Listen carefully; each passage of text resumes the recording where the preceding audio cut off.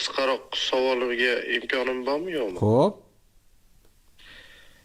Aynan shu bo'ydoqlar haqida bir qoragan eshitgan edim, audiolari bor edi. Hozir esimga tushmayapti. Bo'ydoqlar o'zini nafsini o'zi qondirishi. Ya'ni qo'pol bo'lsa uzr, qo'liga aloqa qiluvchilar to'g'risida. Buni qanchalik jazosi, boshqasi agar mumkin bo'lsa, buni o'zim gruppam bor, shuni tarqatib, yaqinlarim gruppasi. Xo'p. Bu ham yoshlarga, bo'ydoqlarga nasihat degandek. Payg'ambar alayhissalatu vassalomning bo'ydoqlarga nasihatlari mashhur.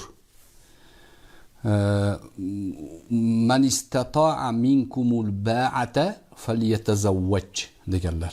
Kim uylanishlikka imkoniyati bormi, uylansin. Bu buyruq bu. Kechiktirmasin. Har xil urfiy to'siqlarga qarab o'tirmasin. İmkoniyati bormi, mahrini bera olaydimi, uyi joyi bormi, olsin, uylansin. Shunda siz aytayotgan noma'qul ishlardan qutuladi o'zi. Agar uylanishlikka imkoniyati bo'lmasa nima qilish kerak desa, payg'ambar alayhissalom roza tutsin dedilar. Roza tutadi. Roza tutsa, o'sha o'zini o'zi bichib olishlikka o'xshaydi roza deganlar. Bir odam kelib Rasulullohdan so'ragan: "Ya Allohning rasuli, ayollar masalasida qiynalyapman, o'zimni o'zim bichib olaymikin" degan. Deganda payg'ambar alayhisalom shu gapni gapirganlar. Qodir bo'lsang uylan, qodir bo'lmasang roza tut, roza tutishlik o'zini bichishga o'xshaydi deganlar. Endi siz aytayotgan hodisalarni shariat matnlarida taqiq, ochiq oydin taqiqi yo'q, lekin ulamolar buni makruh deydi. Makruhi tahrimiy ba'zi o'rinlarda. Nimaga? Payg'ambar alayhissalatu vassalomdan o'sha haddan oshish bobiga kiradi bu. Rivoyatlar Qur'oni Karimning oyatlarida haddan oshishdan qaytargan Alloh taolo. Haddan oshish bu.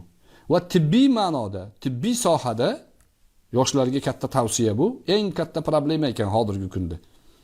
Qanaqa problema? 30 dan keyin ayolga yaramay qoladi erkaklar. Shikoyat shundan. Bizda zikr ahlidan so'rang sahifamiz bor, o'zimizda savollar kelib tushyapti. Aksariyati shu shikoyat. Ayollar shikoyat qilib yozadi. Ha, doktorlarda shikoyatlar bor. Mana shu masalalarda. Buni mutaxassislarning aytishi bo'yicha haddan oshgan bo'ladi o'shalar. Uylanmagan, siz aytayotgan ish bilan ko'p mashg'ul bo'lgan, keyin oqibatda ya'ni limit tugab qolgan ya'ni. Yaramaydi. Bo'ydoqlarga buni tushuntirish kerak. O ertaga muammo bo'ladi, kasal bo'lasan. Kim bir umr farzandsizlikdan qiynaladi. Shuning uchun sabr qilish kerak, ko'zni birinchi o'rinda saqlash kerak, bo'lmasa roza tutish kerak. Ko'zni saqlash, orqasidan roza tutish kerak. Zinoning boshlanishi, ayollarga bo'lgan shunaqangi haddan oshishning boshlang'ich chegarasi ko'zdan boshlanadi. Ko'zni saqlasangiz juda ko'p narsadan saqlanasiz. Payg'ambar alayhissalatu vassalom aytadilar: banda ko'zdan, ya'ni ko'zini haromdan saqlasa, ko'z bilan qaragandagi lazzatdan ko'ra ko'proq lazzatni Alloh taolo uni qalbiga berib qo'yadi. Saqlanish kerak, shunda taqvo bilan inshaalloh o'rniga keladi. Tushunarlimi? Rahmat, juda ham katta. Salomat bo'ling. Xudo xolisa bularga amal qilamiz. Adminlarga, sizga qilayotgan xizmatlaringlar Alloh mukofotlasin. Charchamang, domla. Salomat bo'ling.